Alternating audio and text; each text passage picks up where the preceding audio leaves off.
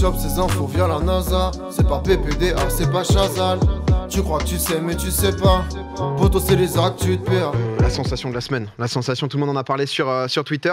La LFL, la Ligue française de League of Legends, qui a connu donc une semaine de hype absolument folle. On a dit qu'on allait faire un petit dossier, je me suis intéressé à ça.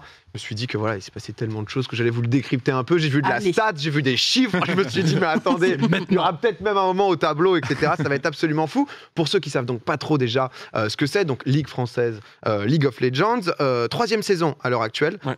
C'est composé à chaque fois de demi-saisons qui s'appellent donc des segments, si jamais vous êtes totalement perdu. Cette année, il y a quand même eu un petit changement. C'est passé de 8 équipes à 10 désormais. Donc la Ligue est un peu plus grande. D'ailleurs, on a les équipes et donc le classement, puisqu'il y a déjà une semaine qui a été jouée avec Misfits, qui l'avait emporté sur le split précédent, donc du coup qui est premier. On va en parler bien sûr de cette Karmine Corp, puisqu'elle a quand même un impact assez important, et donc vous reconnaissez peut-être, il y a du Vitality, du Solari, MCES, Gamers Origin, BDS aussi qui est nouveau donc du coup dans cette ligue, qui ont apporté aussi beaucoup de moyens, ce qui a fait que le niveau global de la ligue est assez impressionnant. Si on en parle aujourd'hui, c'est que déjà on recevait Chips et Noix il y a quelques semaines qui venait nous annoncer le lancement d'OTP, donc voilà, après le départ d'O-Gaming, la suite pour Chips et Noix, c'était OTP. Voilà, on les sentait, ils avaient un peu peur sur ce que c'était le track du lancement, etc. Logique, ouais. Ils ont eu un accueil qui était extraordinaire, mais surtout derrière, c'est juste... Ça a explosé en fait. C'est la folie, c'est la folie et ça fait bien plaisir pour eux, c'est grosse réussite.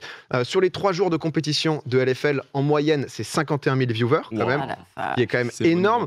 Pic à 92 000 viewers, c'est plus de 4 fois plus ce qu'il y a eu juste avant. On parle d'une ligue française. Hein. Ouais, incroyable. Juste des Français. Donc, mais cette année, de ce que j'avais lu, c'est l'année qui explose le plus. Enfin, t'as la Karmine Corp, en plus t'as Solari, t'as tout. Tu vas avoir que de la stat. Ça va être que ça va être que ça. On peut se régaler ici. Mais clairement, énorme succès. Forcément, on en parle, puisque c'est aussi le changement énorme, c'est quand même l'arrivée de la dictature. La Karmine Corp, qui est rentrée donc, dans cette ligue, qui était en Ligue 2 auparavant, et qui a embarqué tout le monde, clairement, dans le train de la LFL, prêt à spammer le mur bleu. Pour moi, il y a vraiment déjà un premier changement qu'il n'y avait pas spécialement avant, League of Legends, qui est quand même un jeu un peu de puriste, c'est difficile parfois de pouvoir se mettre dedans, etc. Le fait qu'il y ait la K-Corp, ça a permis à beaucoup de gens, de tweetos, etc., de juste être curieux, de suivre la hype que met Kamel. Il y a eu Carlito là, qui a mis un tweet récemment en réponse à Kamel, prêt à lâcher des subs. Derrière, justement, il expliquait que non, LOL, il captait même pas tant que ça, mais juste, en fait... Kamel avait tellement mis aussi de storytelling et l'histoire est tellement belle et était tellement embarquée que forcément ça chauffe tout le monde. Je pense qu'il y a aussi un gros phénomène de joueurs qui avant suivaient League of Legends, qui suivaient l'e-sport et qui petit à petit ont un peu lâché, ont un peu stoppé, soit parce que ça les a saoulés, soit parce qu'ils n'ont plus joué. C'est 100% mon cas. Typiquement, moi j'ai beaucoup joué à LoL au début, 2011, 2012, 2013, 2014, etc. Et c'est là où l'e-sport League of Legends s'est mis à se développer. Et puis au bout d'un moment, ça m'a ennuyé parce qu'il y avait toujours plus de matchs dans les ligues européennes, etc. Toujours beaucoup de matchs à suivre. Et au bout d'un moment, moi j'ai décroché vraiment. Ouais.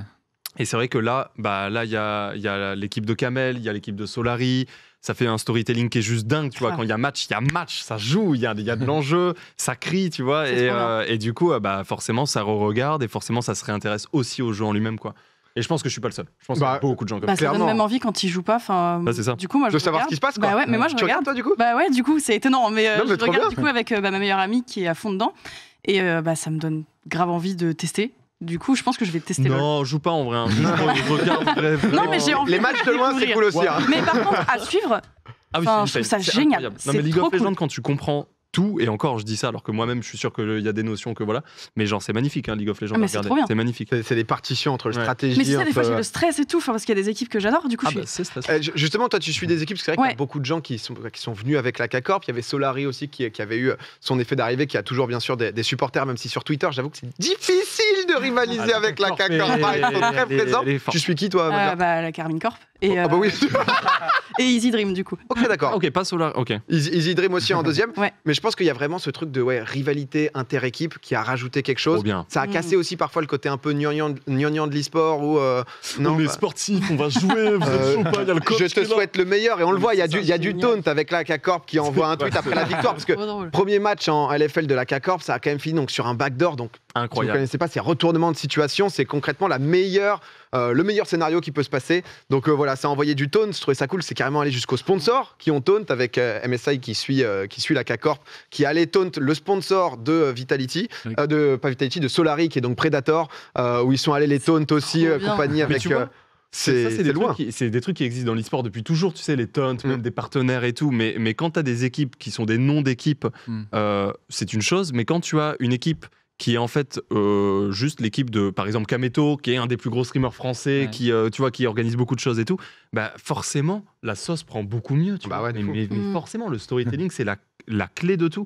Alors tu vois, genre tous les donc là c'est pas l'e-sport, je vais parler du sport. Tous les sports existent depuis tellement de temps que le storytelling existe déjà. Au foot, le storytelling pardon, il existe déjà, tu vois, Lyon, Saint-Etienne, Marseille, Paris, machin, etc. Mais c'est vrai que l'e-sport est beaucoup trop jeune pour qu'il y ait du storytelling vraiment solide. Ça commence. Et donc le fait que des streamers et des créateurs de contenu internet se mettent un petit peu à investir dans l'e-sport, ça crée ce storytelling et ça fait des belles choses, quoi. Clairement, parce que justement le classico, donc le match entre K-Corp et Solary, ça a bougé les foules. Clairement, à un moment d'anthologie, c'est monté jusqu'à 204 000 viewers entre les streams d'OTP, de Kameto et de Solary, puisque c'est aussi un truc à noter, c'est que toutes les équipes en fait ont le droit de streamer leur propre match. Elles n'ont pas le droit de diffuser les matchs des autres, mais ce qui rajoute ce côté un peu supporter où tu peux voir le point de vue vraiment Ils ont bien fait de faire ça. De ta team. Et c'est hyper intelligent, puisque donc 204 000, il y a Kamel qui a explosé son record, qui est monté à 109 000 viewers. C'est hallucinant quand même. C'est incroyable. C'est hallucinant. Et en 1h30, 2 heures de match, Kotei m'a envoyé les stats, il y a eu 120 000 messages dans le chat d'encouragement. Donc 120 000 messages de... C'est génial à regarder, Kamel. Enfin, il est dedans et tout, c'est trop bien. Mais t'imagines, t'as ta team, tu la vois gagner. Mais oui, c'est trop stylé en vrai. Non, honnêtement, c'est juste insane. Forcément, K-Corp, donc du coup acteur majeur. Il y a aussi les autres équipes qui essayent de taunt un petit peu. Elles n'ont pas forcément les énormes communautés comme Kamel, il a déjà sa commune, donc forcément ça aide beaucoup. Mais je trouve ça assez cool. Il y a une autre nouvelle, un autre changement qui a été apporté, c'est la Fantasy League qui a été mise cette année. Fantasy League, en gros, si jamais vous ne connaissez pas, tu peux faire donc ta propre équipe, tu la constitues. Il y a un petit trailer justement, et tu peux affronter donc du coup les autres joueurs sur la base des résultats des vrais joueurs et des vraies équipes. Donc c'est assez sympa. Un petit gazon, un machin. C'est MPG. Okay. C'est exactement la même chose, mais avec la LFL, ce qui fait que ça va rajouter un peu de piment en plus. Tu vas être content, tu peux t'intéresser à une équipe où de base tu serais pas intéressé. Il y a eu plus de 32 000 comptes créés, quand même assez fou. Les résultats de cette première semaine, je me suis dit bon, ça marche très bien en France. On va comparer un peu puisque la LFL, ça fait partie des ligues qui ont été créées donc par Riot. Il y a aussi des ligues nationales dans tous les autres pays. Dans tous les autres pays, ouais. Alors pas tous. Il y a 13 ligues. Il y a 13 ligues européennes au total. Il y a aussi des, comme en France, des ligues 2. Donc ensuite, il y a vraiment des toutes petites ligues. C'est intéressant d'avoir une carte, je pense, avec les différentes. Ouais, t'imagines une carte un peu rouge et blanche avec. Ça pourrait être stylé. Peut-être qu'elle peut arriver maintenant en fait. Mais non. Wow. Alors, très simple au niveau météo des stats. Bonjour à tous. Bon, on voit ici 92K viewers. On a compté ici, donc du coup, c'est la carte de toutes les ligues nationales. C'est en pic de viewers. Ici, on n'oublie pas Kameto, Solary, mais pour laisser une chance aux autres, j'ai juste mis OTP. Une question. Parce que oui, chef. Parce que là, vous êtes en train de montrer le pic de viewers sur la chaîne qui est censée retransmettre la LFL, mais vous mettez pas tous les créateurs de contenu style Kameto ou Solary qui retrouvent. C'est pas tout cumulé du coup. Ils sont juste là parce que c'est vraiment un cas à part. C'est-à-dire que dans les autres ligues, il y a pas ça. Il y a pas. Il y a eu une ou deux exceptions, par exemple en Espagne, où on voit qu'avant l'Espagne, c'était vraiment considéré comme la ligue nationale à suivre. C'était eux l'exemple, etc. Il y avait Ibai qui faisait ça, donc l'énorme streamer qui maintenant claque des 600K viewers. On voit donc du coup France 92K, c'est vraiment nous qui menons la danse. 47K en Espagne, ça applique. Ça reste quand même très très suivi. On voit justement ici du côté de l'Allemagne, c'est un petit peu nuageux. Un petit peu nuageux. 15K, ça reste bien. Après, Dota 2 est très fort en Allemagne. Dota 2 est très fort en Allemagne. Ok, je prends l'info. Je prends l'info. Une info sur Rocket League là-bas ? Non, mais FIFA est pas mal. Non, mais après, on voit, voilà, ici, donc République tchèque, il faut noter qu'il y en a qui n'ont pas encore lancé en 2020, donc ça, c'est les stats à l'ancienne. Mais c'est vrai que les stats sont juste monstrueuses. L'Italie, ça suit aussi un peu, 13K. Les Grecs, vous ne le voyez pas forcément, mais il y a du 9K viewers. Voilà, vraiment une météo assez ensoleillée du côté d'Athènes. Mais en tout cas, c'est vrai que c'est juste fou de voir à quel point la LFL est venue et a tout raflé en Europe. Et ça fait plaisir. Ça fait plaisir de voir que les Français se bougent à ce point. Est-ce que le niveau est... Parce que je connais vraiment pas grand-chose. Est-ce que le niveau en France par rapport aux autres pays européens est meilleur ? Enfin, est-ce que ça se répercute aussi là-dessus ou pas ? Alors en fait, tout dépend. Cette année, il y a une vraie évolution, comme je te le disais, comme il y a plus de moyens qui ont été mis. Il y a beaucoup... Il y a BDS qui est arrivé. Donc le niveau a beaucoup progressé. On va voir, mais on a un très bon centre de formation pour ensuite la LEC, donc qui est un peu la Ligue des Champions. Et d'ailleurs, on parle d'Europe. il y a aussi la LEC. Ce qui est intéressant, c'est qu'on est le seul pays à avoir une moyenne, enfin un pic de viewers de Ligue nationale supérieur à la LEC. C'est-à-dire qu'OTP, ils ont live aussi, donc du coup la LEC. Ça a hyper bien marché, ils ont fait genre 70K viewers G2, en Fnatic. pic.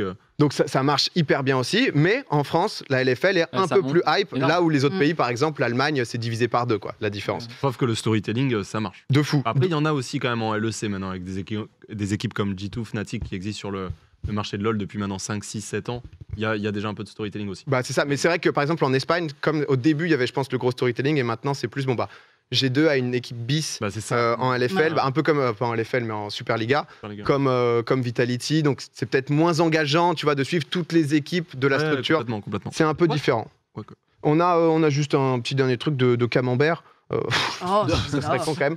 Non, ça c'est par rapport au pic des viewers. Donc avec les LEC, on voit que la France, ça a pic à quasiment 70K. Donc c'est 17%. On voit, c'est nous en rouge. J'ai voulu vous mettre le maximum de stats pour vous montrer qu'on est les boss en France. C'est intéressant. En vrai, c'est intéressant. Mais après, c'est pas nouveau que en France, on est un peu avancé, tu vois, sur l'e-sport. Regarde le stream game français, par exemple, est plus développé que les autres aussi, tu vois, que beaucoup d'autres en tout cas. Bien sûr. Après, il y a quand même des pays, tu vois, typiquement Espagne, etc. On le voyait récemment avec les records de viewers, ça rigole pas du tout. Ils ont une base de viewers qui est juste insane. Et en tout cas, si vous êtes intéressé, vous connaissiez pas tous les matchs de la LFL, c'est le mercredi et jeudi, match aller-retour. Est-ce que Hugo, tu vas regarder un petit match LFL? Ça t'a chauffé? Écoute, moi j'ai vu beaucoup de clips sur Twitter, mais de Kameto, j'ai surtout vu le clip de sa carte Pokémon l'autre jour, donc rien à voir. C'est un que j'ai beaucoup vu, j'ai maté plusieurs fois. Tu prends ce que tu vois, quoi. Ça arrive sur mon compte, tu vois, ok, ça va, je prends. En fonction. On avait parlé en tout début de saison, je sais pas si Ponce, tu vas te souvenir, c'était la première émission même de la saison 2, j'avais parlé du projet Loon de chez Google. Est-ce que ça te dit quelque chose? Est-ce que tu te souviens? Est-ce que ça vous dit un truc, le projet Loon? Ça me dit rien du tout. Oui, de ouf. Ah, tu vas nous parler de Starlink qui contre-attaque? Alors, il est pas mauvais celui-là, c'est plus loin. Non, alors le projet Loon, vous allez le voir, donc c'est les ballons qu'avait lancé Google. Google. En fait, l'objectif c'était donc de mettre Internet dans les zones les plus reculées pour que justement les populations isolées puissent avoir Internet. Donc ils avaient lancé ces ballons un peu partout dans le monde. Et là, on a appris que cette semaine que Google allait juste arrêter le projet. Bon, finalement, l'aspect humanitaire, quand il n'y a pas de rentabilité derrière, c'est plus si ouf. Donc, c'est bien gentil. Et leur coût, c'est que ça coûte trop cher. On n'a pas trouvé, c'est vraiment ça. On n'a pas trouvé de rentabilité, donc on stoppe. Un peu cher. Dommage, tout simplement. Et du coup, je me suis un peu intéressé à ça, puisque un des endroits où c'était hyper bénéficiable, c'était notamment l'Afrique, qui est pas encore assez connectée. Au Kenya, notamment, où justement ils avaient mis ça en place il y a quelques mois. À n'importe quelle heure, jour et nuit, tu avais toujours 35 ballons au-dessus du pays qui donc fournissaient un accès, connexion au débit. Peu importe là où tu te trouvais au Kenya, ils arrivaient à fournir intégralement. Donc là, ils se retirent. Donc forcément, ça crée un peu des polémiques de comment ça va se passer. Ils ont dit, donc ils ont annoncé, ils ont même promis de donner $10 millions à des entreprises et des associations qui vont promouvoir le numérique dans le pays. Mais c'est vrai que je me suis intéressé à cette question de Internet en Afrique, parce que c'est vrai que pour nous maintenant, on avait ces discussions sur la 5G, sur tout ça, à quel point justement, j'ai 100 mégas, et de savoir comment c'était là-bas. En France, ça coûte 25 €, donc du coup à peu près, en fonction justement de le coût d'une connexion mensuelle. En Afrique, c'est un peu plus cher, ça dépend des pays, il y en a où c'est moins cher, il y en a où c'est plus cher. Par exemple au Ghana, petite idée du prix. 45 € par mois? Combien? 45 €. Ah non. C'est moins quand même. C'est 80. Ah ouais? Pour avoir quoi concrètement? Connexion Internet. Connexion Internet, je peux pas dire exactement combien de gigas. C'est mensuel. Non, moins de 100. Non, Ghana, c'est très cher. Ghana, c'est 210 € par mois en moyenne. Il y a des pays en Afrique où c'est un peu plus accessible. Il y a des pays, je vous ai pas mis, genre Mauritanie, c'est 700 € parce qu'il y a énormément de désert. Donc c'est très compliqué aussi de pouvoir. Et c'est 210 € en euros. Et du coup, le coût de la vie, c'est traduit, c'est converti quoi. Donc ce qui fait que c'est très peu. C'est encore plus cher que ce que tu crois du coup vu la vie là-bas. On a une petite carte sur la connexion, donc du coup ça c'est en fonction des en fonction des pays. Donc je vous ai pris un exemple aussi un peu choc avec le Ghana. Il y en a justement où c'est donc du coup pas forcément cher, Algérie, Tunisie. Il y en a où ça va être un peu plus cher. Et il y a des zones qui sont juste pas du tout connectées. Il faut savoir qu'en Afrique il y a un tiers de la population qui est connectée, c'est environ 35%. C'est dur d'avoir des chiffres hyper précis, ça évolue beaucoup. Chaque fois, il y a des études qui sont faites, mais il y a 400 millions de personnes qui ont accès à Internet sur 1,3 milliard. Donc, c'est quand même assez faible. En France et même en Europe, pour comparer, c'est 85% de la population qui est connectée. parmi les pays justement où qui s'en sort bien, c'est le Sénégal. Et j'ai vu cette news et j'ai trouvé ça très très cool puisque tout récemment, il y a toute première équipe e-sport, enfin toute première team e-sport du pays qui est née. Ils se sont lancés, ça s'appelle la Solo e-sport, compte plusieurs joueurs essentiellement donc sur FIFA et PES. Ils ont pour objectif d'élargir la structure. Ils en parlaient parce qu'il y avait une interview du manager, potentiellement à terme sur du League of Legends. C'est trop bien. Au fur et à mesure. Donc je trouvais ça trop cool, avec une vraie ambition de faire rayonner la scène e-sport jusqu'à créer des gros événements. Bon, avec le Covid, ça s'est un peu bloqué, mais ils avaient, il y a le Sen Games, si je dis pas de bêtises, donc au Sénégal, qui est un événement qui un peu du jeu vidéo, quoi, qui regroupe des compétitions, un peu une PGW, quoi, je vais dire. Mais c'est vrai qu'il y en a très peu, quoi. Il y en a très peu. Moi, j'avais déjà dit, mais en 2018, j'étais allé à Casablanca pour un event de gaming. Et en fait, c'était le premier event gaming du Maroc, en fait. C'était la première fois qu'il y avait le Maghreb est assez avancé. Niveau e-sport, ça fait quelques années justement qu'ils s'y intéressent. Il y a des compétitions qui s'y développent, etc. L'an dernier, c'est la Tunisie qui a reconnu un joueur de jeux vidéo comme étant une vraie profession. Donc au fur et à mesure, ça se développe. Pour revenir à l'idée, parce que forcément on parle d'e-sport, etc. Mais faut Internet, quoi. C'est-à-dire que pour que ça se démocratise même... le moment où tout le monde n'a pas accès à Internet et toi, tu es en mode petite LAN, on se fait ça, il y a de la compète, il y a combien en cash prize? C'est clair que c'est un peu décalé. Je vous avais montré ça avec Loon sur le projet. En fait, c'est un réseau de fibre optique qu'il y a tout autour de l'Afrique avec des câbles sous-marins, en fait, justement pour pouvoir les connecter. Donc, vous voyez, donc là, il y a différentes couches. Ça va jusqu'en 2023 pour pouvoir connecter toutes les villes côtières, justement toutes les côtes, etc. Ensuite, ce qui parfois est difficile, c'est de pouvoir relier l'intérieur du pays parce que ensuite, toutes les grosses villes côtières, etc. désormais ont Internet. Dans les terres, c'est compliqué. Là, il y a en ce moment un nouveau projet. 10 000 km de fibre qui va venir connecter donc du coup l'Afrique de l'Ouest. C'est le tout premier réseau de ce type et c'est censé bénéficier à 330 millions de personnes au fur et à mesure. Donc ça se développe de mieux en mieux, enfin de plus en plus, pardon. On voit même, on parlait récemment du République démocratique du Congo où il y a 45 millions de francophones, ce qui est quand même juste énorme, ou c'est vrai qu'on ne le savait pas spécialement.